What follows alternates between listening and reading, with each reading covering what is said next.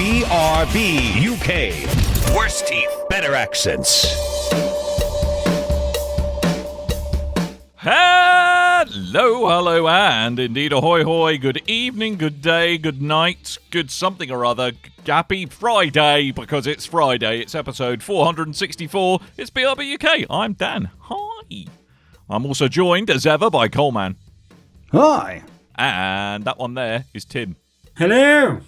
Tim, you look like you've all grown up, mate. You no longer look like you're living in the set of the young ones. Well, yeah, there's still some more IKEAing to do here and there, and a bit more work after that. But generally, my lounge is coming together. We have a door, which I should close. You. I haven't had a door in so long. I've forgotten I need to close the door when I'm podcasting. So hang on. This is just great. How are you, that'll make Coleman? the editing easier for me at least. I know, right? I do believe I've got those same drawer units. I mean, I know it's too early in the podcast to go, what's in Dan's drawers of mystery? Well, yeah, you may have a Kallax. They're fairly common. I got them. Like, I have enough board games that I have to. But do you have Actually, yeah. a TV sorry, stand Dan, I've got the fireplace? Kallax. Can you have a look at it later, please? See? Yeah. There you go. Yeah. A bit of liquid nitrogen will freeze that right off, mate. Where is it, though? Because that's important. Tim, do me a favour. Whatever you just did, don't do that again. Okay. Because all I can hear is, look behind me. Boo, boo, boo, boo, boo.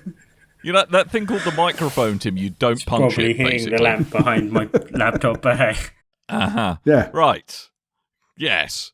So, Tim, I mean, I'd love to say you're quick off the mark, but it's 464 episodes in and you still can't work out how a mic works, so... That's there is a whole special level of stubborn idiocy that requires. I mean, you need to proactively be an idiot for that. Mm-hmm. I mean, I'm glad you agree. Yep.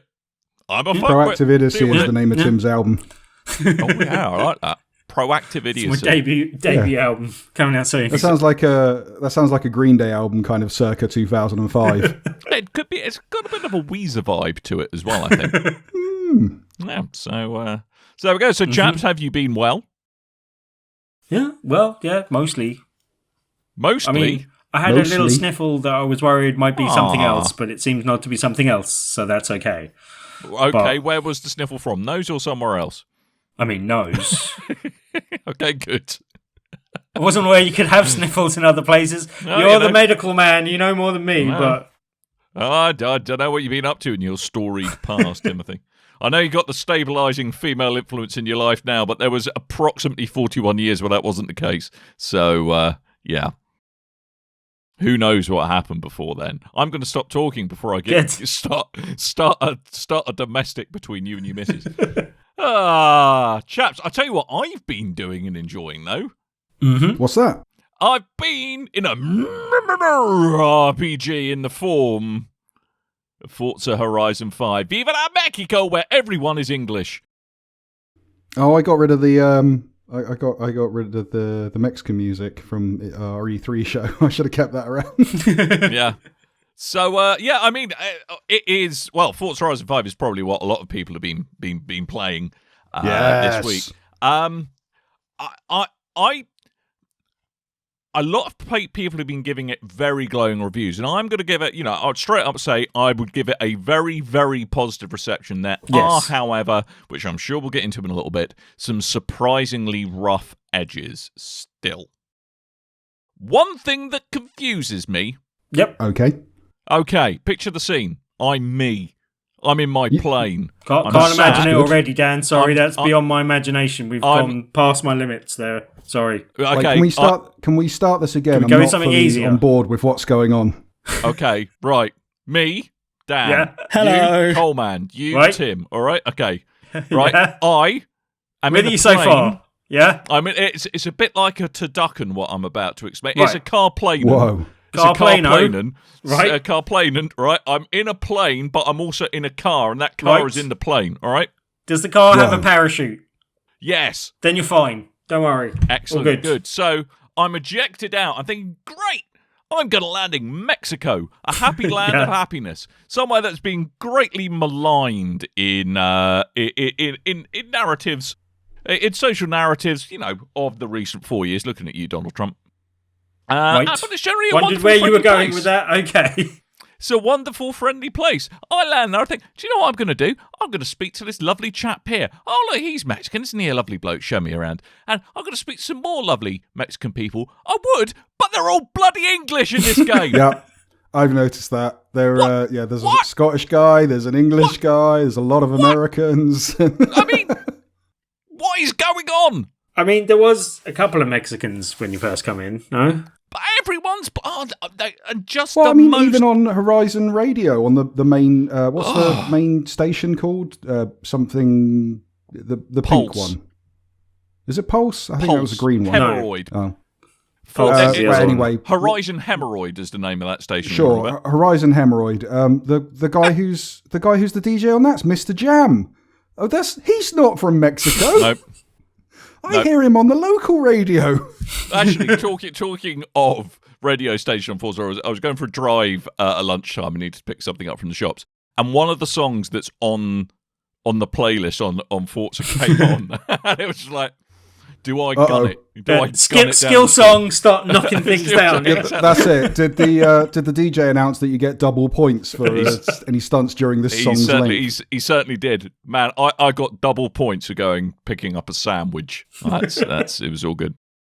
To get back into the actual game of Forza, to kind of take one of your phrases that you like to say, Dan, Forza Horizon 5 is a Forza-ass Forza game. Yeah, it's if you've played a single Forza Horizon game, then you know what you're in for this. It's bright colours with a realistic setting and silliness, and a more kind of approachable version of the Forza Motorsport series. Motorsport, yes. It's got a rewind button. It makes it accessible. No, it's so... Well, but it's got a rewind button in Forza Motorsport as well. Yeah.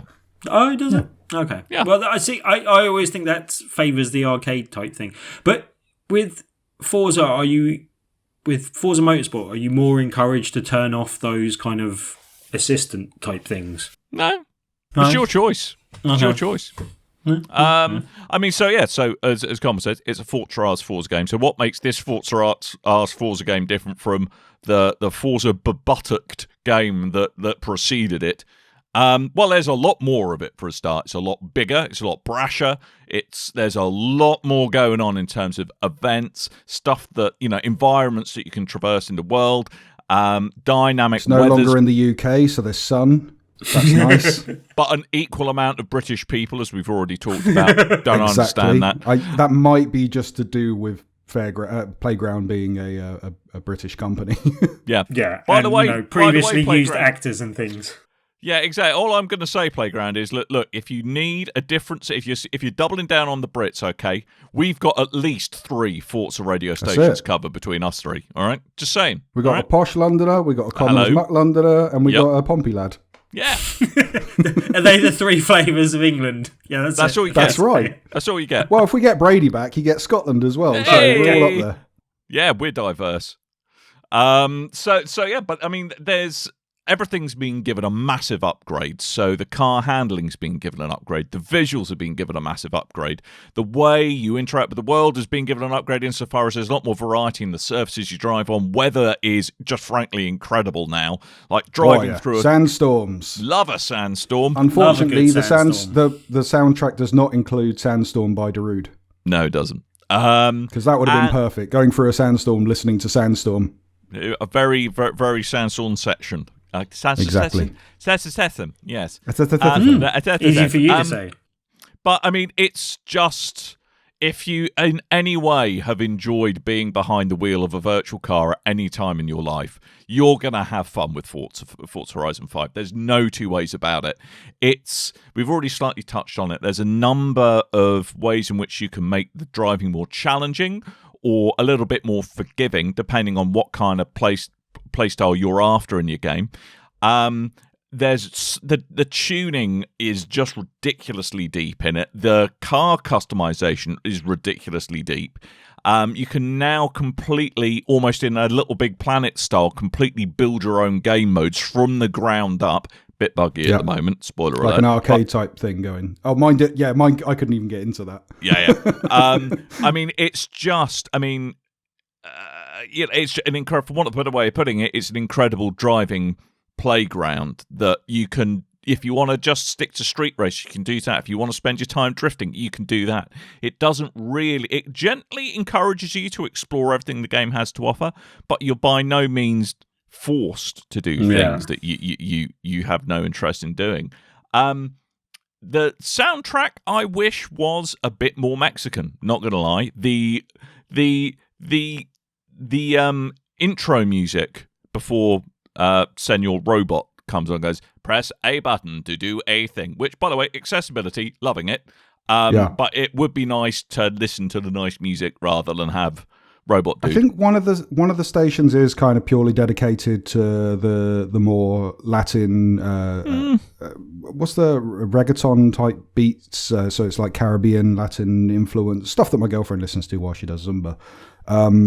So there is a lot of stuff like that to it, but it's not really traditional Mexican music. It's more the modern stuff, which fits really well with Horizon, I thought. Yeah, although I actually really, sometimes it's just nice to have some just kind of background music playing that isn't, heavy beats full of lyrics, stuff like that. I mean, there is the classical station, but it would be nice to bring a little bit of kind of extra, a bit more Mexican culture into it, because some of the intro music with this lovely kind of solo, almost flamenco's the wrong kind of guitar, but acoustic guitar solo. It's just a phenomenal bit of music, and I just wish there was some more of that. I do. Sorry. I mean, what they could have done for this specific title is remove the classical station and replace it with like mariachi music. I would have been all for that. Well, I mean, I think one of the things when they were developing the game, that they were quite conscious of is that they didn't not being a stereotype. Yeah, not stereotyping it, and I think that's probably why. But it would be nice to have the opportunity to listen to kind of the music of the country which you're meant to be having a virtual drive around in. Would just be nice, and might be a way to kind of get a bit more visibility on kind of some of their local artists. But hey. Yeah, I think what we've learned here though is that Coleman kind of pointed out that they have a modern version of that, but you were expecting it to be mariachi band. No, when you didn't hear that, I did not you're like, say. where's all the Mexican music? Dude, and I did not say I was expecting to be the fucking Dorito band. I'm not saying.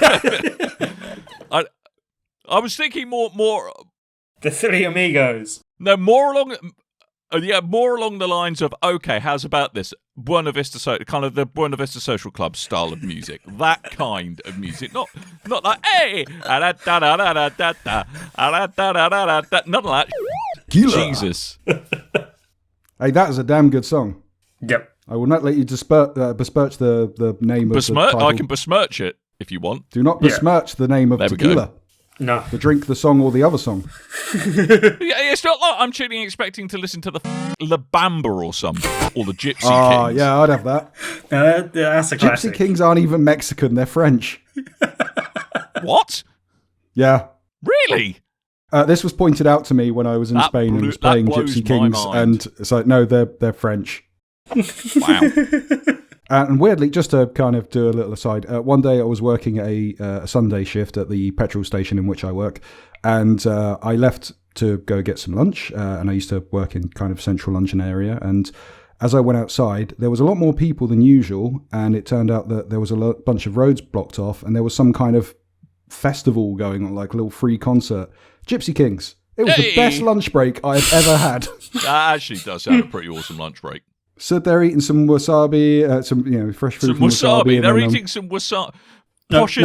There's a takeout restaurant called Wasabi. Yeah. So that is a posh petrol station in which you work, Coleman. Yeah. Anyway. Gypsy Kings are great. I don't think I've ever seen any sushi. Actually, no, tell a lie. My local petrol station does have an M&S in it, and you can get sushi. So there we go. A lot of petrol stations have sushi in it. None I would recommend. Anyway, Forza Horizon 5. Let's talk about bad things. Okay. What's irking you, Dan?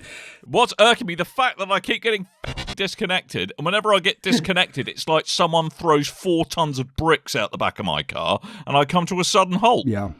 I'm playing exclusively offline drivatar mode because I'm getting fed up of the disconnection. And it's, unfortunately, in the last 3 titles, I think, of Forza Horizon on launch, this happens, for the first 2-3 weeks, you can expect problems online. But in all fairness, though, I did expect it to perhaps fail a little more gracefully. I think, especially if like you're doing a kind of a skill run, or you're kind of doing a kind of driving through speed gates, trying to keep speed. If you all of a sudden have boom stop, it completely ruins what you were doing. And true, it doesn't fail during races, but certainly with the open world content, it can really, really kind of I was be going very, for a very jump jarring. the other day and just lost all speed and momentum as I just trickled over the edge of it. I was like, oh, come on. I see. I'm not getting disconnections. I'm just driving around in the open world, and then it pops up with a thing saying service interruption, and then eventually it will go, you've been switched to the offline mode with Drivatars. And then at some point I went, do you know what? I'm just going to switch that on because the pop-ups are annoying me now. Yeah, see, I didn't realise it had automatically switched me to that when I was trying to play some online last night. Just trying to connect to my... And, like, we were in a party together, like, straight away, and it took us about 20 minutes to figure out what was going on and why I couldn't accept his invite. Mate. And it's because I was in... It had kicked me off into the online mode while we were figuring everything else out. And then I had to come out of the game because I couldn't figure out how to actually turn it on. It was like reporting to me that it was wrong. And also, is it just me? Like, it wasn't obvious to me that like we had to be in a particular mode to accept an invite to join someone. Like, if I'm joining someone in game, I expect to be able to go, yes, join, and then that takes me there. But it automatically blocked me from doing that when I was just on. Anyway, that was the argument we had with the last game, I think. Yeah. Well, I don't remember we having problems with it. I don't remember exactly what the problems were, but I remember it just being a bit more of a ball ache than it should be to get a load of us online together in it, basically. The issue we had was you had to be at a certain rank to play multiplayer with your friends. Yes. Now, that's still the case. Yeah. You still need to do a certain amount of stuff before you're allowed to play with other people. You need to be in the tutorial. It's the Monster Hunter rules. Yeah. However, it's a lot quicker than the Monster Hunter rules. Yes. But then it also seems to struggle a little bit if someone then goes into like a section that is got like a voiceover bit when they're telling you stuff kind of thing. Like, you know, the kind of bits that it cuts to when you get to a certain level and it opens up another thing and it starts talking about it. That seemed to struggle when the person I was with got to one of those sections when we managed to get online together. It seemed to really mess it up when we did. Eventually, you've hit your microphone like 6 times just. Oh, sorry. Okay, calm down. Eventually, we got to the point where we could play online and we were playing together, and that seemed fairly stable and okay. But yeah, it took us a while to get there, basically. Wow, that's a cool story. Thanks, Tim. Well, yeah. But no. I mean, joking aside, I mean the online does need a bit. But I mean, in their defence, they are proactively messaging all players, saying, "Hey, look, we realise this is messed up. We're doing our best to fix it. We're going to push a patch soon." I mean, fine. It's slightly surprising, bearing in mind that this has happened in Forza Horizon 3 and Forza Horizon 4, that they didn't think. But this has happened during Forza during COVID. Yes. So that may be a problem. You got to give everyone leniency during COVID time still, I think. And also, I think they said they had like 3.5 million players.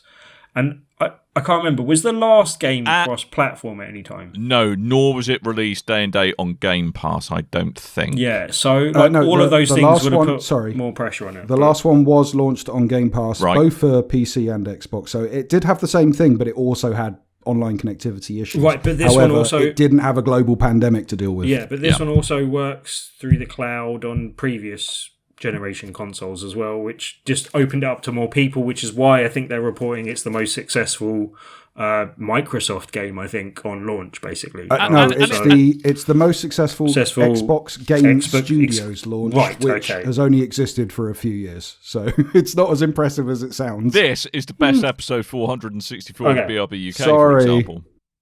But I thought Xbox Game Studios went back further than that. That's Microsoft Game Studios. That notwithstanding, I still think it deserves to have its laurels shown off because it is a corking game, even though we are making ourselves talk about the problems with it. Which brings me on to problem the second. Okay. Weird visual glitches, like cars that drive along as if they're floating off the ground without their wheels spinning. I've not had that at all. And I've played 3 versions of this game. I've not had that problem. I've had cars like disappearing, like as you come into a cutscene and you're like, there's 2 characters talking and stuff. The character's car that was sitting on my driveway just disappeared in front of my house when they were showing me that, basically. Did you shut your eyes? Yeah, that would probably be it. Yeah, right. But no, like just weird things popping in and out. I've had a few graphical glitches like that, but nothing quite like cars not driving properly on the road, basically. Yeah, I mean, similar level of detail pop-ins been pretty brutal, I found. I think what they have done, they've given themselves plenty of headroom to keep the frame rate consistent. I think they've erred on the side of caution. Hopefully, they might be able to dial that back a wee bit, but I mean, I haven't had much in the way of like just stuff appearing all of a sudden in front of me, but stuff like noticeably suddenly a tree. Yes, I haven't had that just yet. I'll tell you what, I've had some weird popping issues, but not in the game itself. It's in cutscenes. And it's minor. I don't really care about it, but it'll be like foliage, like bushes and stuff around you, and then they'll suddenly I'm getting a lot of texture pop in, so blurry bushes that suddenly become crisp. But it only seems to happen in cutscenes, not in the actual game itself, in the gameplay. Yeah, I mean, I think they've. I mean, and this is a really interesting thing that Digital Foundry said about this. They did some good videos on this. They've done some great videos. But I mean, one of the things that is amazing is that they've got this thing to run on a base Xbox One, not an Xbox Series. Yeah, I mean, that's pretty incredible. And it still looks pretty darn good, albeit at 30 frames a second. But the fact that they've catered to the old gen of Xbox has probably held some of the really cool stuff they wanted to do back a little bit. A bit like if you look at launch Forza Horizon 3, which also had a 360 version. It wasn't until you got to Forza Horizon 4 where they could really start pushing the boat out. So there's still room to grow in Forza Horizon 5. But, I mean, I don't know about you guys, but graphical, I mean, I think that's what makes the occasional random pop-ins so jarring, is that the rest of the game just looks really fantastic. Absolutely stunning. Absolutely stunning. The one thing I'll say is, particularly because I kind of favour the dirt racing side of things, that from both a visual sort of side of things and also in some elements of the gameplay, like the racing in Dirt, I think was better than the racing, as in Dirt the game, not the floor type thing. Or the surface. Floor type. But you know what I mean, right? Yeah. The racing surface that you're surfing on, but the actual game called Dirt. I think the off-road racing in that is a bit better, I think, than it is in this. Like, it's serviceable and fun and good in Forza, and I think when it is part of an overall package, I think you can forgive the things that it doesn't do quite as well. But I think this version of Forza does a better job of verticality and as you said, some of the surface detail and stuff like that I think Dirt does even better than this, basically. So it's made up more ground, and as I said, as part of the overall package, I think it is a very good game and still good dirt racing, and I've got the other elements that I still enjoy doing. So I enjoy the overall game, but I think just if you're comparing just the rally racing side of things to the Dirt game, I think Dirt is still the superior rallying, basically. I have a question. Across all aspects of life, not just racing games, Timothy. Yes. Timothy, what is your favourite floor type? Floor type? Lava. Your floor type? What? Lava. I would have said lino. The floor is lava. Ooh. Lino's a tricky one, though. I think lino is the floor expression of Tim's head. Yeah. Similar aesthetics. Nice. Yeah. Nice. Those lino that they're made to look like tiles or wood. The faux aesthetic flooring that's made of plastic. Hey guys, let's talk about more problems with the game. Yeah, let's talk about that. Are there any others? Yeah, I have one. Oh, because I've got some, and I'm going to let you get yours out of the way. All right, okay. Mine are the headline problems. Okay, because I've been being a good boy, and we'll talk about comparisons between platforms in a bit, but I've been playing both on Series X and PC. On PC, if you play the game, it doesn't know how to hide the mouse point. So you can be driving I've had along to put it right to the side. Mouse point. What? I mean, seriously, come on. They must have thought, oh yeah, maybe it's a good idea if we hide that when Forza's the active window. No! Got PC problems. But I mean, to be fair though, I mean, there's a couple of weird. I don't think all of the graphical settings and bells and whistles that you can adjust on the PC are quite working as they should. Like, for example, the kind of extreme. Ultra, which is one down from extreme. That somehow looks a bit worse than high details. So I think they've got some stuff to sort out there. I'm surprised there's not in-racing ray tracing at all. It still looks great, don't get me wrong, but ray tracing up the consoles is only enabled in kind of very sanitized, well-controlled settings like Forza Vista or your garage, for example. Yeah, do you think that's something they're going to patch in down the line? Some enterprising modders on the PC have already patched it into the game. Ooh. And it does look quite fancy. I wonder if that was a decision just to get it out on time and help them get it out quicker, or is a factor of they wanted more parity between the older and newer platforms, and that was one thing that would help separate. I don't know. I mean, I don't know what the performance overhead is with the Series X or the Series S. I have a sneaking suspicion that since they really wanted to get a rock solid 30 or a rock solid 60 frames a second. Yeah, I think it's probably that has led them down that particular path. Is my sneaking suspicion. I don't know for certain. But certainly on the PC, or on my PC anyway, there's loads of headroom. I mean, I'm only playing at 1440p, not 4K. Poor and you. I'm a bit. I know, right? And I'm a bit surprised the Series X. So that's running at 4K under the hood no matter what. And the performance mode, even though I could get a better frame rate with slightly better. Or even though I could get a comparable frame rate with slightly more graphical bells and whistles, because I'm not running it at 4K, that isn't an option. So that's a bit of a shame. But no matter what I've played it on, and I've played it on quality mode on Series X, performance mode Series X, and PC with everything turned up to silly.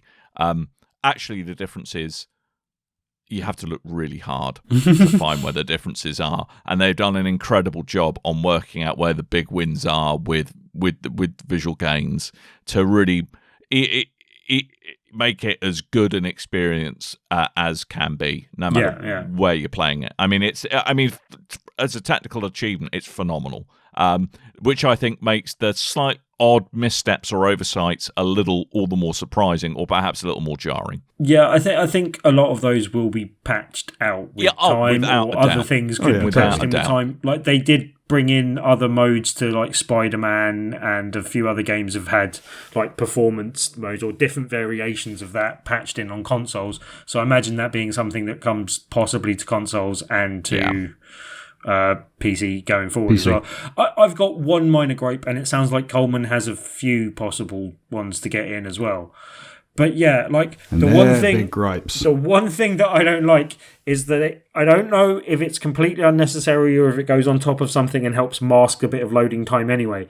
But that superfluous screen where you're going to a race and then it goes to you standing in front of your car waving to the crowd, and I'm like, that only seems to be there because otherwise I will never care what I'm wearing because I'm in a car.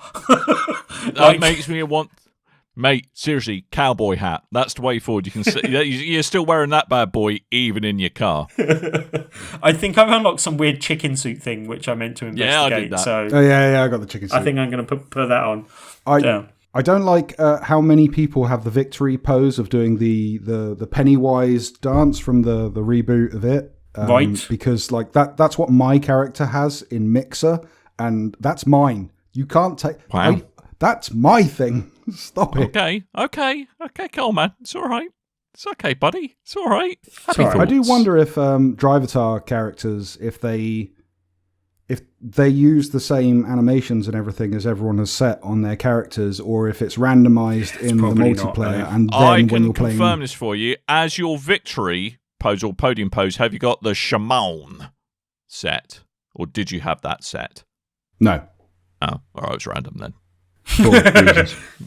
Conclusive anecdotal proof. You were, however, wearing a Hawaiian shirt. That sounds like me. I mean, that's Coleman. Yeah. That sounds like Coleman. Well, because when the game came out, I started it up and I went, I'll have a quick go just to get through the intro. Because everyone knows there's always an intro bit. And I thought, I'll get through that and then I'll have it ready and then I'll dive right in. So when I started the game, I set my character up and I don't know if I picked it, but I must have picked it, but I don't remember picking it. When my character was in their victory pose after the whole intro setup, I had bionic legs. Cool. And I was really worried that someone was going to see that and go, well, he's making fun of disabled people. So I thought I'd better get to a point where I can change my character to give him how my legs are. I did consider giving me a bionic arm. And then I was like, well, no, maybe that... Like, I don't want to be like seen as doing like a fashion accessory thing. Like exactly. Yeah, I didn't want to make fun of people that have prosthetics, even though prosthetics are cool. Yeah, and I thought that was quite cool that it was in there, though, for people that might want it. Oh, no, that's brilliant. But I wanted to give myself the dumb, fleshy legs that I have, and then I ended up playing for a further 40 minutes to get to that point. So. I mean, much I love to hear you two go on about what flaccid meat dumb, bags fleshy you are. legs. I mean, we'll try and get you out of that hole that you've merrily dug yourself. Oh wait, I've got an episode title. Dumb fleshy legs. Dumb fleshy legs. I was hoping it was going to be flaccid meat bags. Is what I was going for. That works too. Yeah, they both sound like very Bender Futurama insults. Indeed. So, Coleman, you've bit your tongue so far. Yes. You look like a man with a tiny axe to grind. We seem to have a lot of problems for a game we're all, like, admittedly really enjoying. Yes, like just to clarify that before we go into another laundry list of things the only reason why is that I a lot of the coverage I've seen Forza Horizon 5 get, it has been, it's. Don't get me wrong, it's a great game, but it's not perfect as yet. IGN gave it a 10. I don't think it's a 10 out of 10, this game. But they gave the last Forza a 10. Yes. Yeah. And I think... And it's something that I've done myself. If you look at the idea of reviewing a game, that there isn't this arbitrary review, perfect, amazing number, and then you subtract points from depending on faults, and... It isn't a fit-all type thing. It depends on the type of game. I've done the same. I reviewed a WWE game, and we do the 5-point scale, so I gave it 5 out of 5. And it wasn't because I was going, this is the best game, this is up there with the most amazing games you can find. It's because in a wrestling game, this is the best wrestling game I think you can find in this series of this caliber. And I think that's the same with Forza. They've gone, Forza Horizon is the best driving game you can get. And it's another one, so it's another 10. No. But what I mean is that as it is at the moment, because of some of the bugs that there are, I think it takes it being from a truly excellent game to a really, really, really, really, really, really flipping blooming good game. That if these things were fixed, would be even better. Okay, but playing devil's advocate for a second as well, bear in mind that the people were not reviewing it under the conditions which you just clarified were the qualifiers for what you were saying. Therein lies the rub of all the problems of reviews in the higher classes of video game reviewing. Yep. But Coleman, you were going to continue on with the bitching fest that is this segment. And it's not really a bitching fest. It's a couple of things, and the first one I think is just a problem for me. Tell me about it. How does it make you feel? I was saying I was going to play this on my Xbox Series S because I don't have an X, I have an S, and they're brilliant. Likewise, and everyone should buy one. Everyone should own one. They're great little compact computers, and they're brilliant little processing power and all that kind of stuff. Anyway, I played it on my S. Brilliant. Loved it. Brilliant. Excellent. Lovely. Love this game. Played it on the Game Pass on my phone, on my brand new Pixel 6. On 5G. This is brilliant. I'm not getting any pixelation in the way I'm playing this. This is playing at a decent frame rate, and it's steady, and it's not crushing the blacks on it, and it looks great. Does this story end with, and then I got my mobile bill? No. I get unlimited data for my phone. I did that specifically for Game Pass. Although I think I'm with EE. I think you can get, if you have say you get 60 gigs a month, you can buy a package for about £10 a month, and they'll go, right, any data you spend on Game Pass, you don't get charged for. Also, your Game Pass is included with your phone bill. And at a reduced rate. So, there's deals to be had by that. Anyway, when it came to the PC, I've got a very powerful PC that I use for work at a petrol station. And it's no slouch when it comes to gaming. I think it's running a 3050 Ti. It's got 16 gigabytes of RAM. So it can run the game at ultra settings. Just got to turn the ray tracing off. Beautiful full frames per second. Absolutely loving that. It looks buttery silk smooth for 10 minutes before it crashes. Oh. And I don't know why. Yeah. Did it crash when you were looking at wheels or changing options on your car? Because I've had a couple of hard crashes when I've been flicking through customization. On the way to a race or starting a race, that's when it crashes. It freezes for a bit. Sometimes it will freeze for a couple of minutes. Sometimes it will freeze and then crash instantaneously. But I don't know why it does it. It might be something to do with my setup. I'm not 100% sure. I have recently just gone to Windows 11 on the laptop, so maybe that has something to do with it, because I know there's been a few problems with that. But the PC experience, although gorgeous, doesn't last me very long. Not long enough to save the game to sync to other devices anyway. That's enough for you, Coleman.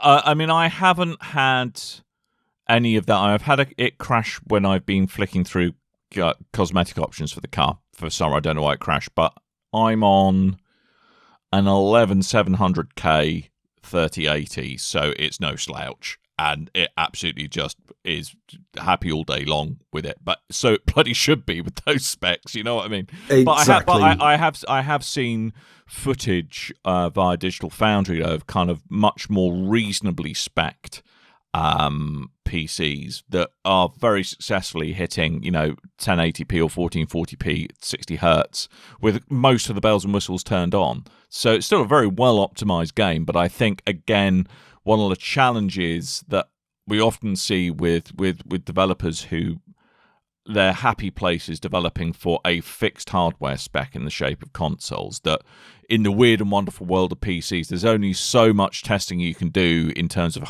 combination of hardware and software components. Something weird's going to happen. But yeah. It's kind of an argument I have against the whole Game Pass system anyway, and I can't really complain because I unlike you, I didn't go for the pay down, was it £35 to get the Ultimate Edition, and instead just waited for the Game Pass version, played the Game Pass version, including the subscription. But the problem I have with the Game Pass games, if there is an issue on the PC, it's not a regular install, and you try to look at what's happened and they go, it's the Xbox app. And I'm like, no, that's not what I'm asking. I need to look at this properly. I can't look at this properly. Okay. So at the moment, I'm playing it on the Series S, and I'll probably go back after some patching, maybe. The only crashes on my Series S is when I take a really bad corner, basically. I will say one of my favourite things about driver tasks. You make my brain sad.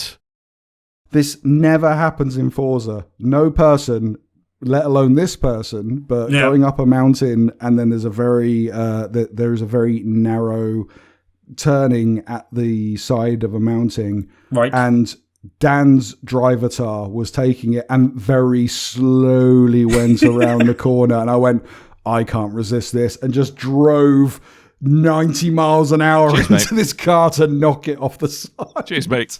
Thanks for that. When am I ever going to get that chance again? So, it's like me it's like my ultimate dream of hunting Tim down in No Man's Sky and shooting him when he's trying to do something. Still never managed it. One day. Procedurally generated Tim. Sort of compliment / problem the second is that I like making my creative characters. I like making all different versions of creative characters, but the first character I like to make myself. I like to make a digital version of myself in the game, wrestling games, racing it, whatever. Especially when they're calling you your name in this game, as they do, which I presume. Oh, that's the other thing that annoys me. Gives me Chris instead of Coleman. Don't like that. Well, WWE can call me Coleman. Come on, Playground Games. Pull your finger out. But that's because isn't there a Coleman in wrestling? So. No. I thought there was at some point. You're thinking of football. Ah, right. Anyway, the complaint I've had with a lot of created character games is when they go, hey, here's all the... Well, Forza Horizon's been a problem because every single character looks like they belong in a boy band. Right. And there's no way of changing that. That explains whenever there's a key change in the music, my drivatar stands up even though he's in the car. Stand up ever so slightly. With this version of Forza Horizon, they've finally given you the option to change your hair, and one of those hair options is bald. So I'm happy with that. Yep. My people are happy with that. Your people. Okay. My bald people. Talk to Kirk McLean. So the other problem I have, the big problem I have with this now, no facial hair options. Where are the beards? Come on, people. It's 2021. Beards are a thing. They exist. Well... So my character dons a COVID-type surgical mask, not because he wants to, because he's got no beard. Because he's ashamed of his face. It's a he's ashamed of his face. Protest. Really upset. Yeah. Wow. Okay. Get on that playground. And I think that is the biggest problem, the biggest fault of this game. Okay. I'm glad we're keeping it in perspective. Yeah. I mean, if they go, they go, hey, you can pay £2.90 or whatever it is, and we'll show you where all the secrets are on the map. You charge me £5 to give me a beard. I'll pay it. Give me the beard. My friend that I was playing with has paid that money to buy the treasure map. But no, don't do it. Ruins half the fun. Well, and even though it's a treasure map, it's like you're driving by, go, oh, there's one of those bonus boards. Oh, I'll just pull over and try and drive up. It's on a house. Why is it on a house? How am I meant to get up there?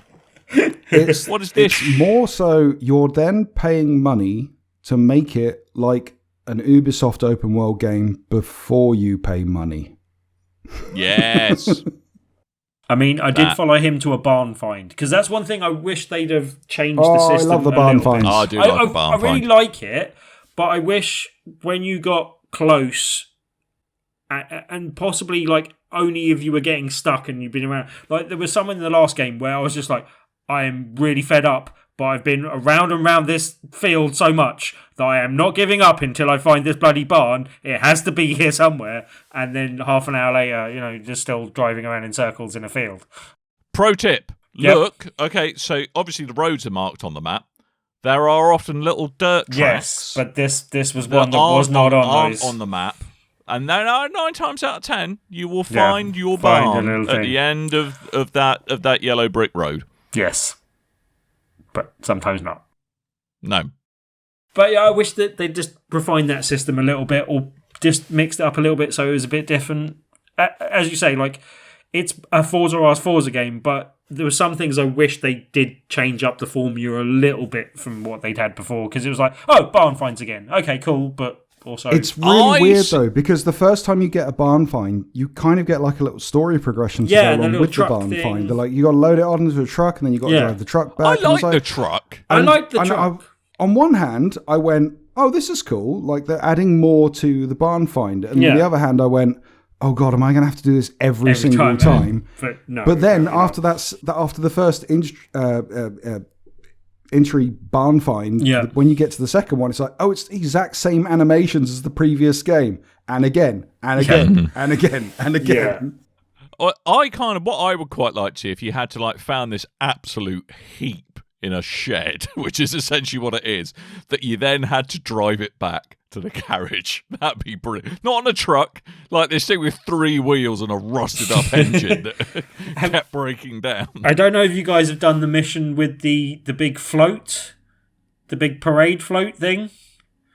Yes, I have. Yes. Well, that was just quite fun, but I'm glad that there's other truck-based type things and driving other vehicles other than the things that you can generally buy in the game, basically. Like, just to mix it up a bit now and again. I did get to drive a train. Yep. Do you know, we've spent most of the show talking about Forza.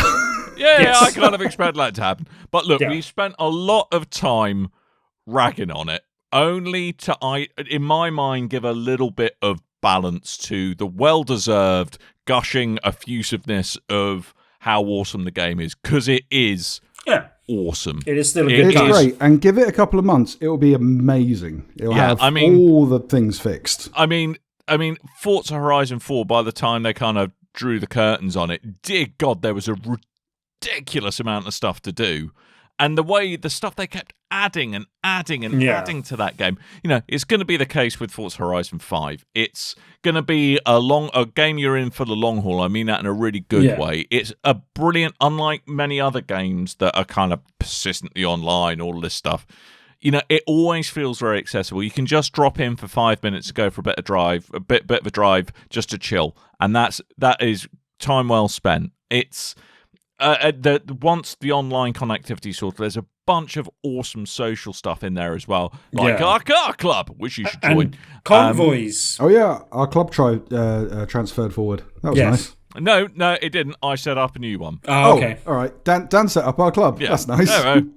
Thanks, Coleman. I actually assumed it was Dan setting it up rather than it had come across from the other game, but hey. Because it had the exact same naming convention, I assumed it was just transferred forward. No, they wouldn't let me have BRB. It's hence why it's BRB. No, BERB. Yeah. BRB. Hey, join us if you can. Yeah, you should. Yep. Come join any of us on Xbox. Captain Average, Mighty Mark. Oh, damn it, Coleman. Any of those, you'll find it. Yeah. And anyone can join. We don't care. We don't need to approve anybody. Anyone's welcome. Come on in. I apologise for my drivatar. He is a bit. I'm not gonna lie. Bit of a dick. Look. In fairness, over the last 2 games, I've been trying to improve the behaviour of my drivatar because I don't play like that anymore. However, sometimes you're coming up on a turn and there's loads of people ahead of you slowing down for the turn, and you think, do you know what? Bit of 8-wheel braking. I could just ram into the 6 cars ahead of me and use them as a natural barrier to turn. And it works. So 24-wheel braking in your case. I was irked, I'm telling you. Irked when I was in a race and you two are bloody ahead of me. Yeah. Sounds like us. Neither of you with a bloody driving license, forcing me to eat your dust, which, as we all know, is not the way forward. For a short while, my number plate was "Eat my dust," but then I thought that made me look like people might. I'm setting that as mine. People might think that I was doing that seriously, like, "Hey, I'm really good. Eat my dust, suckers." No, I'm doing that. Mine's BRB UK. I'm changing it. Yeah, mine's BRB UK as well. I'm with BRB Tim, so I'm obviously more. Kev White, friend of the show, his was Dan Sucks. Brilliant. The only reason that me and Tim are beating you with our drivatars is because we don't need driving license because we are Major League Gaming pros. Are you now? I genuinely have more experience driving in video games than in real life, so, Good, because you don't have a driving license. If you're driving in real life, Tim, you need to be arrested. I won't tell you how much driving experience I have in real life. Jesus. Anyway. Yeah, it's I don't condone any of that. Anyway, it's a super fun game, and Dan's drivatar should never be allowed a Lamborghini because that's the one car that he turns into a monster in, apparently. What is it my 1980s white Lamborghini Countach? No, it's the whatever the hell the black one is from Batman. It looks like that one with the yellow trim. I drive the 1980s one all the time in game. Oh, it's terrifying. No. It's terrifying. Your drivatar gets behind a Lambo and suddenly it becomes road rash, you know? Wow. He's swinging chains out the window. He's revving people off the road. One thing in his yellow suede jacket and his cowboy hat. One other thing that I was going to mention that returns from the previous game as well, just to make sure that you guys are aware of this and other people are as well, though. The auction house. It is actually cars, Dan. But yeah, are you guys aware of the auction house and the fact that you can buy like second-hand cars in inverted commas? Yes. As I said, friend I was playing with last night, played this game for years, had never seen the auction house before. Really? Yeah. What you can do in this game as well, though, if paying through the nose is something that turns you off, and you're a community-minded kind of person, whenever you go to a barn find, you sometimes get duplicate cars in your garage. Yes. You can choose to give away a car to anyone you like. It can be a specific friend, one of your friends, one of your club, or just a random. Yeah, I gift all my cars to specifically new players and put my gamer tag in there. It's fun. Yep. Well, I started the game and got gifted a McLaren and went, nice. That was nice. And then when it gave me the option to gift, then I just went, I've got a duplicate McLaren. I'll gift one of those out. Mate. And exactly, that's what they said. Pay it forward, but not like the film with the bad man in it. Was that the McLaren that you got for doing Forza 4? Maybe, and I've completely nosed just that randomly up. asking because I had a few cars pop into my garage when I first loaded the game up. That wasn't one of them, but it popped about 10 hours into the game, like completely separately on its own. And I was like, oh, okay. Yeah, I don't know why that some of the loyalty rewards were taken while sharp. There's a bit of a internet meme going on. There's a 1940s Jeep called a Willy that everyone's donating to each other. That's what I get called at work. Free Willy. What, a 1940s Jeep? No, just Willy. Okay. Because I don't know if you know the goalkeeper, Willy Cavallaro. Right. No. Yeah, bald guy with a beard. Right. So basically, they're just profiling you, is what you're saying. Yeah, pretty much. You've got no personal identifiable characteristics that make you you. So they just say, all right, here's compared to a bald Chelsea goalkeeper. Yeah. You're being stereotyped like Dan stereotypes Mexican music. I mean, to be fair... Look, the Doritos band is awesome, and I'm not going to hear anyone say anything against it, all right? To be fair, the majority of my life has been compared to a Fulham/Blackburn player/Welsh football manager, so... Why not go to a different goalie? I can kind of see the resemblance, to be fair. Thank you. Sorry.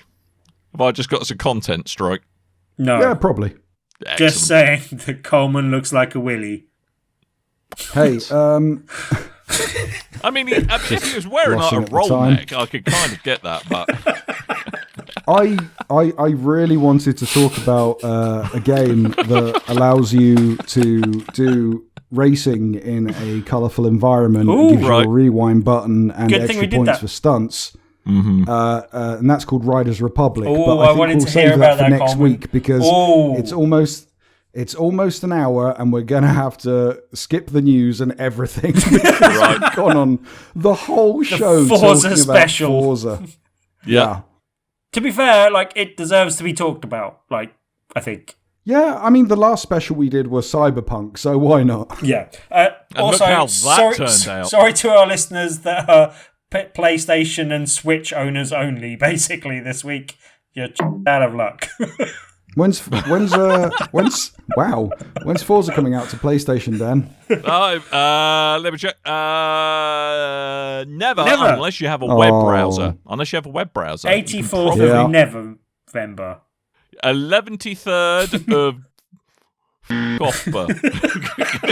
I will say, after playing a bunch of Riders Republic before Forza coming out, Yes. Riders Republic is probably a decent substitution if you're on PlayStation only. However, Forza Horizon does blow it out of the water. You don't have a car. little bit. And I'm really annoyed that I bought Riders Republic because now I just want to play Forza all the time, and I didn't pay for Forza. And by the time you get around to Black Friday, that game will Riders Republic probably be half price, I reckon, and then that's when I might pick it up. I wouldn't have got an elephant costume for pre-order. I mean, that's pretty sweet. I'm not going to lie. I mean, that's got to be worth at least 30 English pounds, yes? That English pounds. I will say, I know you're. I'm not going into full review until next week, but right. I know you're trying to find out opinions. You're trying to find out opinions, Tim. But yes. Trying Riders to Republic's coax really it good. out of him. Okay. I would recommend it. However, if you have Forza, then you probably don't need it. Yeah, that's the problem at the moment. Fair enough. If I want to race someone in wingsuits, I can do it in a car. But if you do get it, let me know and we'll do some multiplayer. I probably will pick it up at some stage, so yes. I did like it. I just can't see the point in spending the maximum amount of money on it at the moment, basically. I didn't. That's why I got it. But anyway. Let's wrap up the show, Dan. Let's do that. We got a lot of questions. We have got a lot of questions. We might not have time for all of the questions. We just have to believe. We just have to believe. Okay. Believe that Tim can get through the Geek Out for Gosh update quickly. Tim? Go seek out Geek Out for Gosh. Geek Out for Gosh on Twitter. Geek Out for Gosh on their website, gosh.org. How's that? Excellent. Cool. And what is Gosh, Tim? Gosh is Good Great question. Ormond Street Hospital. You can help raise some money for them by streaming games and raising money. More details on their website. Go there. Cool. Make money that will help aid sick kids. And also, on that line as well, Extra Life is still going on. Yeah, still going on this week. More people doing more stuff this week. Dearmed doing the second half of his stuff this week. Go sponsor him and other people that are doing it this week as well. 2 12-hour shifts is the gentlemanly way, I would argue. Yes. How many 2-hour shifts? Why is there so much crap about Limp Bizkit in these bloody... Hold on, we'll get there. So I have a question. If you have a question, then you can let us know on the the comment section on BigRedBarel.com, on our Discord, which is available. There is a link on BigRedBarel.com, but also in the in the show notes on whatever way you're listening to this show. If there's show notes, it will appear there as a nice little link to click. Also, our Facebook and Twitter at Big Red Barrel, and on YouTube, Big Red Barrel TV. Yes. First question the first. Matt, both on Discord and Twitter, because he really wants to know this. Okay. He says, how do you guys feel about cosmetic DLC pre-order bonus or promos? Like the Halo Infinite, Rockstar, Razer, Funko, Nerf, Mega Constructs, as well as so many others, around 30. Is it all good or just a cash grab, knowing that Halo fans will buy anything and everything? If it's capitalism. If it's pure, it's capital. Basically, they want you to park your money earlier so they get their hands on that money earlier, thereby making them happy because they like money. Sadly, that's capitalist society for you, and we just got to accept that it's a thing. When there's demand for it, people will do it. If you don't agree with it, don't pre-order. Don't buy it. Yeah. Don't buy it. However, if it's strictly limited to purely cosmetic items, I don't think I have a problem with it. Yeah, I'll also add to that, though, the fact that in the Game Pass environment, I think it is more tolerable to do what they're doing with that, and also like the £35 edition of Forza that you bought this week, Dan. I think that's a more tolerable thing in an environment when you're not paying for the game. 35 quid is a bit on the heavy side, I'd say, but to get early access and to get a few other bells and whistles and things in there. And all the DLC thrown in as well. Yes, exactly. So I think those sorts of things are better value propositions when you're not shelling out £60 to £70 for the base game to start with, basically. So and I get a bitchin' little crown icon next to my name. You do. You sparkly sausage, you. I am a sparkly sausage. It's like a pepperami and a kid's birthday party. I think when the first expansion comes out, if it's that desirable, then I might put down the money to go for the expansion. But otherwise, I'll just play it as is. Oh, the police are going to come round. I will say, because I don't have a problem with including game items into promotions. However, on that side as well, there are Marvel Avengers skins that belong to Virgin and Verizon and Intel and a bunch of other stuff that I can never get because I don't have these services. And that does annoy me, even though they are god-awful, ghastly looking costumes that my characters wouldn't wear. But at the same time, I'm annoyed I don't own them. And I think there's been a similar thing with you, Dan. I went to EGX, I got us a bunch of exclusive stuff Give me from the fucking EGX shader. and went, Dan, I've got this poster and this these postcards and this key ring and this mug and all this kind of stuff for Destiny. He went, give me the code for the shader. I just want the shader. Give me the game content. I'm a completionist from the old days, and now you have to pay for everything. So it's ruined me, and it's the same with me in certain games. Yeah, just resist the FOMO. Also, I will point out of the three of us, who bought Red Bull to get exclusive items in a video game? Wasn't me. It was you. Was it? Yes. You did it for Destiny. No, that wasn't Red Bull. That was Rockstar for a start. Oh, okay. No, Rockstar we were provided. Yes, the first ones before Rockstar was Red Bull, and that was you, my friend. Yeah. I have the audio evidence to back this up. Did I do that? I will do anything for Destiny phase. You were, down some dark alleys. This Destiny 1. Sucking on some Red Bull. To be in my defense, I don't think I actually drunk it. No, I think what you said was you bought a can, anything for these Destiny shaders, poured it down the tin, down the drain, and then I got these cheeseburgers, man. And then you redeemed your code. Right, so I only bought one can. It's not like you made it sound like I went out and bought like 15 crates of this. I will say, I think Rockstar sent us a bunch of Rockstar energy drinks for. They did. Well, that was very kind Gears of them. of War, but they sent it to the wrong address, so we didn't get them. No, we got. I thought we got some Gears of War. No, we got it for Destiny 2. We did get it for Destiny 2. Yes. Which we gave away all the codes, except for a few that I redeemed myself. But I was happy that I didn't pay for it because I wouldn't drink Red. Thanks. But if there's any sponsorship inquiries, don't hesitate to get in touch. No. I don't mean I wouldn't drink as in it's horrible. It's more a health concern. I don't drink energy drinks, right? Because I used to drink so many energy drinks, and now I shouldn't drink energy drinks. Ever. Yeah. Right. Anyway, what do we think about it? It's promotional tie-in. As long as it's not a case of, hey, if you buy this product, you get, I don't know, a bunch of, because they do that as well. They give you like XP boosts and stuff in certain products. I'm not sure about XP boosts. I don't get that, because if you're a big fan of the game, why do you want to skip some of the game and make the game easier for yourself? That seems... Because it's multiplayer based and you want to be ahead of the curve. I need to show people the ferocity of my E-peen is what it comes down to. My E-peen is bigger than your E-peen. Ferocity. The girth mine has is Red Bull colours on it. See, it's that type of silly behaviour that sends people down NFT paths and stuff like that. So, like... You don't need to own these things. There's no reason to own these things. No one is going to funge my token, mate, all right? No one. At the end of the day, I don't like that I get a fighting game and I can't unlock characters to say that I've 100%ed the game because all the characters are unlocked already, and then I have to buy subsequent characters going forward.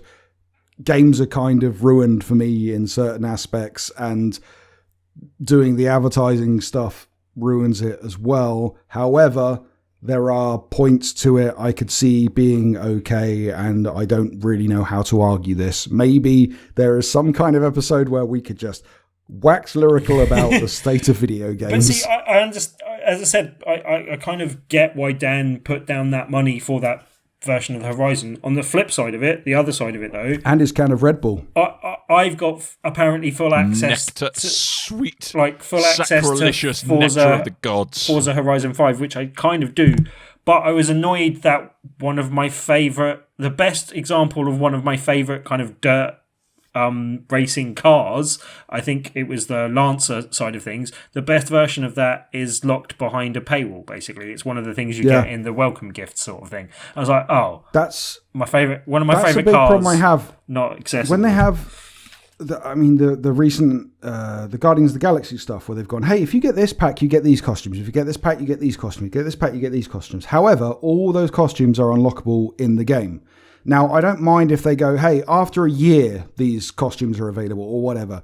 I'm a completionist at heart. I like to, once I've unlocked everything in the game is over to me. So if you say I have to buy these things, if for a limited time or for, for the ability to have them at the start of the game, fine. I'm fine with that. If they go, hey, you've got to subscribe to this service to get this thing in this game, that's where I kind of draw the line, I think. Yeah. And again, all those pre-order costumes in Avengers are absolutely bloody hideous, but I want them because I need to have them. There's a sickness in me, and it's called completion. But I think a lot of video gamers are like engineered by video games to be that way, kind of thing, like the whole achievement system and everything else. The whole FOMO thing is quite prevalent actually in modern game design. It's bad. I don't think it's healthy. I don't think it's healthy at all. No, it's not. It's not at all, and it is a marketing technique. And the idea is, hey, people get addicted to gambling. How can we use that in video games, in advertising, in other ways other than actually getting them to go and gamble, but we still get their money? And this is one of those ploys. So it's something that I'm not overly comfortable with, but in some aspects I'm okay with. So it's something we need more than an I have a question segment to go through because there's a lot to unpackage. Richard Kirk, he says, I have a question. Which pre-order games have you been happy with, and which do you now regret? Regret. You masculine rabbit. Apparently, I have a speech impediment, and I did not realise this. Okie dokie. Wow. Which do you regret?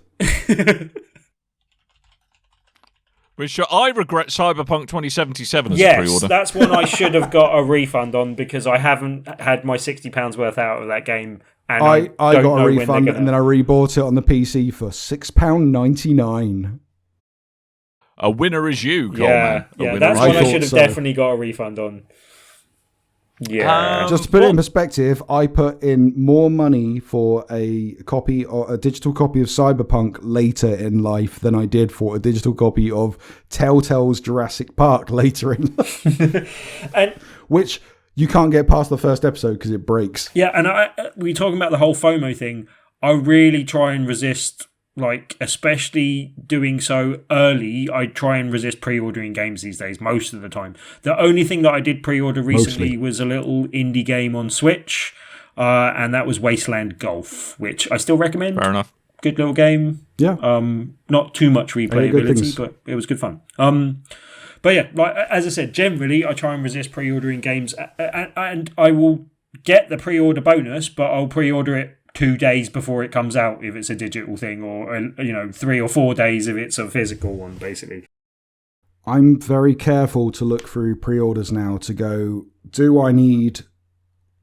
is the stuff available in the full game? Is it going to be available down the line, or is it something you only get through the pre-order? But also the amount of times that pre-orders are bolstered with the soundtrack to the game, the digital comic book or art book or whatever. And the majority of times they go, hey, here's the compendium to the game that will give you all the digital art to the workings of the game.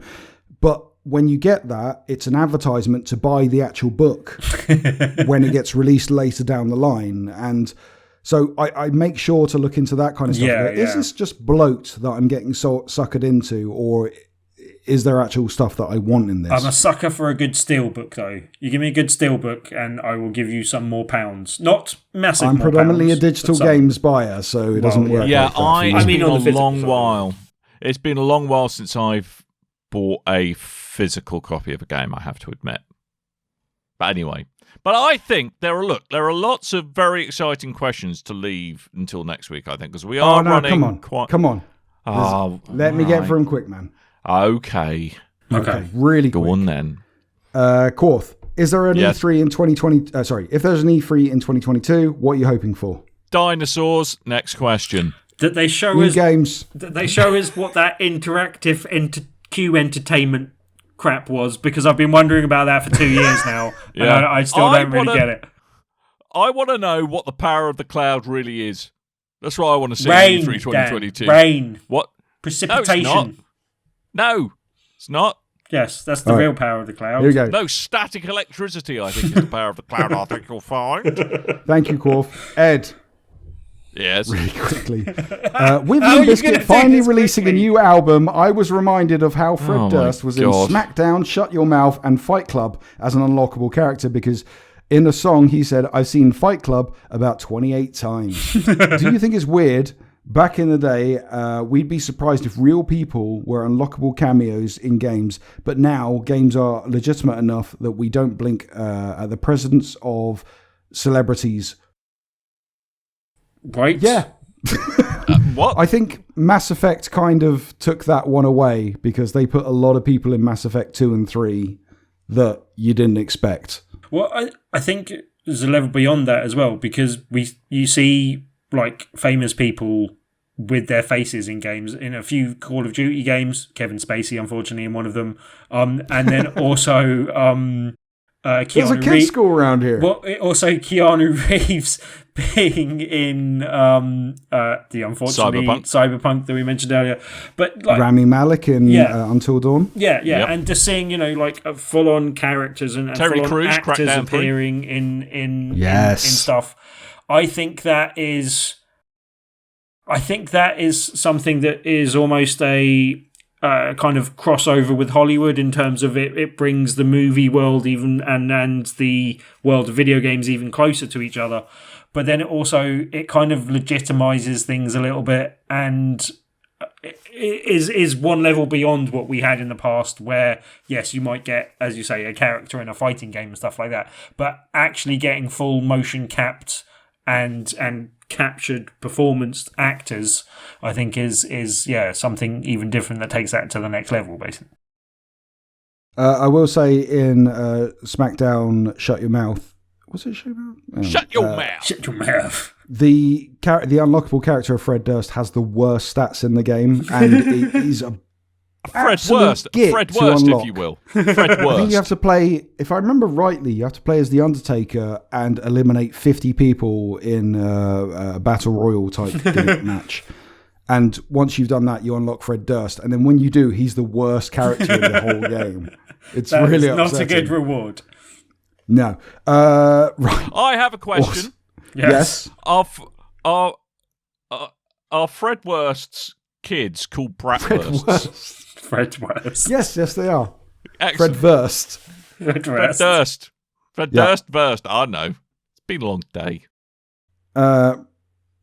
Sorry, I'm trying to find the point to this. Right, there we go. It's more flaccid sausage than Limp Bizkit.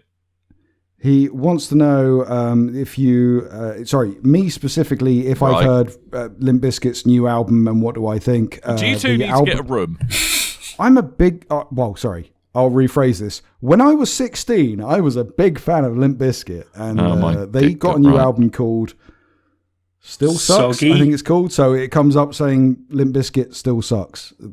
Funny.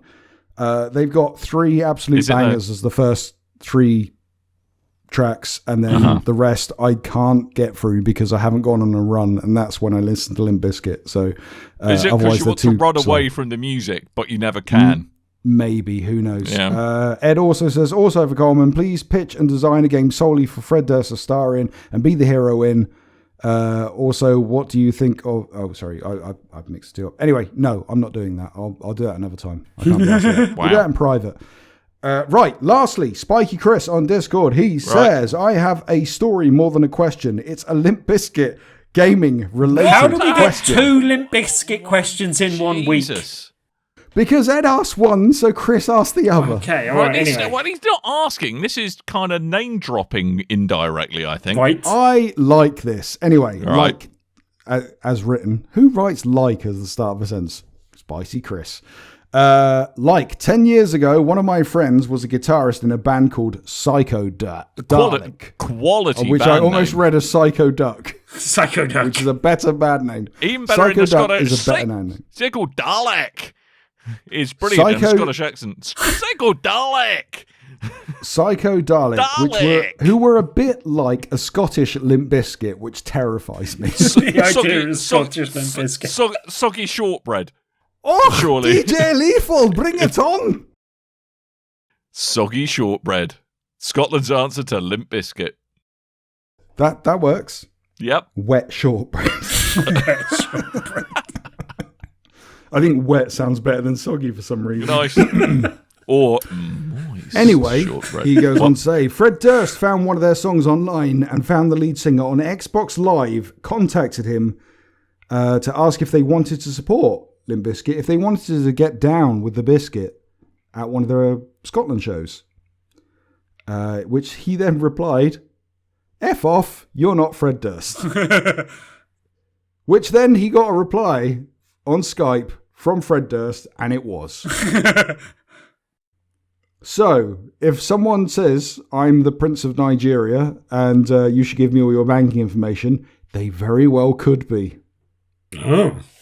No, I think that's what you should take away from this. Do not encourage people to engage with scams. What if they are no... I mean, look, how bad is it for the Nigerian prince to actually go out and use dating apps and stuff? Because everyone thinks he's a scammer. Anyway, they supported Limp Bizkit in a Glasgow and Amsterdam and some other, because Spiky Chris can't remember. That happens concert. after Amsterdam, but yeah. If you speak from experience, if you want to hear some of this music and listen to the Scottish band that supported Limp Bizkit, you can find them on YouTube. I looked them up. There are Psycho Dalek Music. They have really bad audio because it's all live recordings, but you can get an idea from that point. Also, if we're talking about music, I should also mention, because I failed to mention it last week, that my sister's new album is out. So you should search out that. It's on Spotify and a few other places. I think it's fantastic. I also think there's some tunes on there that would work really well in video games, just weirdly and coincidentally. But particularly, I think the first track on the album, Night Vision. But yeah, like, album's pretty good. Like, go listen. Her name is Stacey Cohen. You can find it on Spotify and other places that do music-y things. But yeah, go look it up. It is good. Can you find that on YouTube Music? Possibly. I've only listened to it on Spotify, so I don't know. Me and you, Dan, we got to find Tim's sister on YouTube Music now. Done it. Yeah. I've seen Tim's sister live. She's really good. Yeah. Yes. There's a ringing endorsement. Yeah. I have found her on the YouTube. Uh-oh. Oh, the music. Right. No, you didn't. Dude, it's Tim's sister. We're not going there. I think the album came out to bring it back to point and video games. I think the album came out the same day that I was interviewing Mike Bithell, which is a chance to plug my interview with Mike Bithell, which came out as a half show. But I mentioned it to him as well, and he was like, right, okay, I'm going to listen to the album while writing scene 4 of my next game. There we go. That was quite cool. I will say, when I saw your sister live, she was barefoot while she was performing, and I think sounds like my sister. I think we were in like a warehouse in Shoreditch, and I was just thinking, put some shoes on, love. It's not the place. She's going to need a tetanus jab after this gig.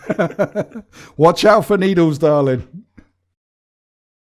Anyway, we should probably let's wrap up. We've definitely had enough show now, I think. So, yes, thank you for listening to this tripe.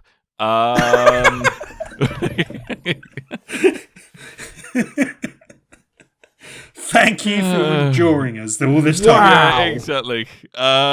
Make sure you leave a review and let us know the quality of our tripe and compare it to other supermarket brands of tripe. Tripe. I look forward to tripe-based reviews and questions.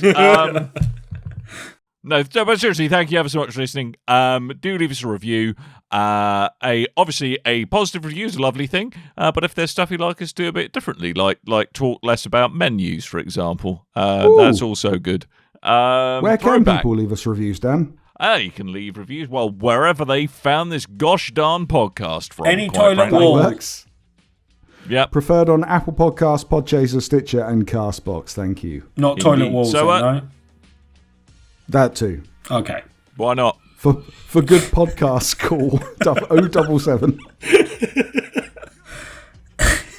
Yep. Not sure that's the most efficient way to get a podcast.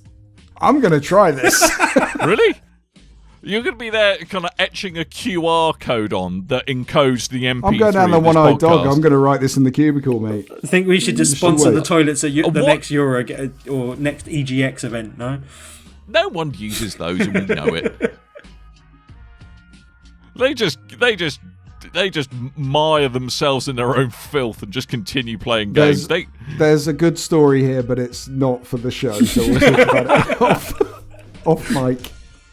Right, we're going to go now because, frankly, we've overstayed our welcome. So all that really remains is for me to remind you that I have been Dan. I might have been Tim.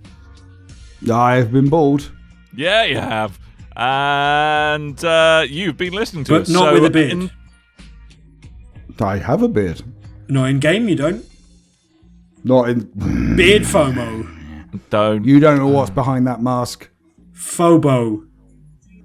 No? Fear of Fomb. bearding out? Fear. That's what I was thinking. No, it's not Phobo. It's Fomb. Fear of missing beard. So Coleman has. Clean shaved. Right. All right, you've had enough internet attention for 1 week, Tim. We're going to end the show now. So thank you ever so much for downloading us. And until next time, dear listeners, toodle bye.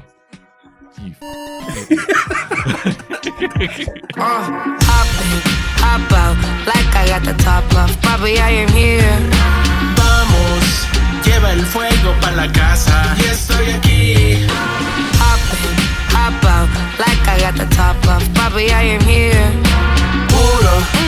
Puro fuego pa' la casa. Estoy aquí. You and your ears are quite welcome for the podcasting goodness that you just heard.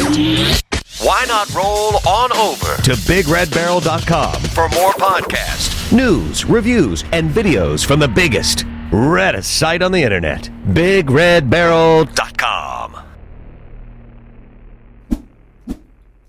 You've definitely started since the last time I saw you. You started podcasting as well, muscling in on my territory, eh? Well, you seem to be having so much fun with it. I thought I'd give it a go. Yeah, it was a weird one. We started doing it. We did start doing it just before the pandemic,